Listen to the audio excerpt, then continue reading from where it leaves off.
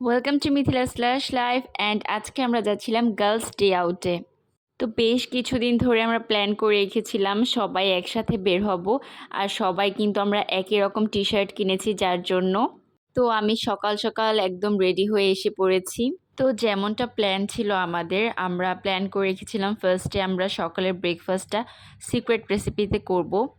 তো আমি যাওয়ার কিছুক্ষণ পরেই প্রিয়াঙ্কাও এসে পড়ে, তারপর জানা ভাবি আসে। তো আমরা সবার জন্য ওয়েট করছিলাম আর তারপরে আমরা খাবার অর্ডার করে ফেলি। আর আমরা অর্ডার করেছিলাম সি ফুড পাস্তা, যেটার টেস্ট ছিল 7/10। এটার প্রাইস প্রায় 700-এর কাছাকাছি ছিল, আমার ঠিক মনে নেই। প্রাইস অনুযায়ী কোয়ান্টিটি খুবই কম ছিল। আর এটা ছিল একটা ক্লিয়ার ডাম্পলিং স্যুপ। এই স্যুপটা ভালোই মজার ছিল। আর আর এই ফ্রাইসটা খুবই মজার ছিল, এটার উপরে বিফ ছিল। এইটা অনেক বেশি ভালো লেগেছে আমার কাছে। এটার টেস্টটা 9/10 ছিল। আর আমরা এতই সকালে গিয়েছিলাম যে তাদের ব্রেকফাস্টের কিছু ইনগ্রিডিয়েন্ট অ্যাভেলেবেল ছিল না, যার জন্য আমরা ব্রেকফাস্ট অর্ডার করতে পারিনি।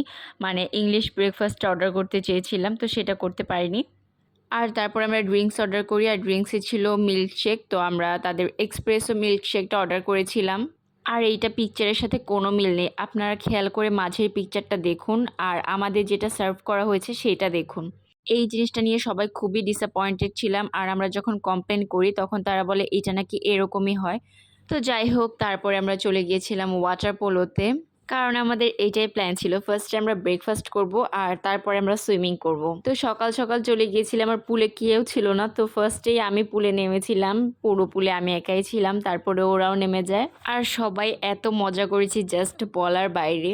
সত্যি দিনটা অনেক বেশি ভালো কেটেছে আলহামদুলিল্লাহ। আর আমি ভাবছিলাম আমাদের প্রতি মাসে এরকম একটা গার্লস ডে আউট করা উচিত আর সুইমিংয়ে যাওয়া উচিত। তো আজকের ব্লগটি এই পর্যন্তই। Thanks for watching.